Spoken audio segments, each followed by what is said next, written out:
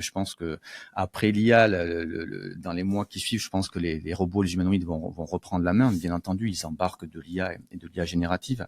Donc, effectivement, lors du salon du nucléaire, il y a quelques jours, le WNE, nous avons communiqué avec Orano sur ce nouveau robot humanoïde qui s'appelle OXO.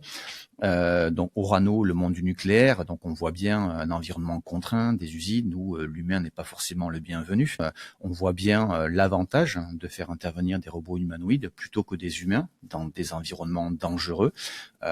Donc on préfère envoyer un robot humanoïde qui va devoir manipuler de l'uranium ou des composants assez dangereux à la place d'un humain.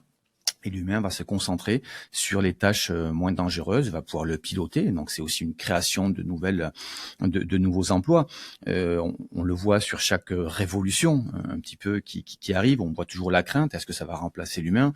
Nous, on parle plutôt d'augmentation de l'humain. Et on l'a vu sur toutes les révolutions. Oui, il y a des métiers qui peuvent disparaître, mais ça fait créer encore plus d'emplois. On le voit sur ces humanoïdes, ils vont pas arriver tout seuls, il faut les programmer. On parle de mois de programmation, on parle pas de quelques heures ou quelques semaines. Il y a la maintenance, donc c'est aussi des métiers, pas que pour les cols blancs, mais pour les cols bleus.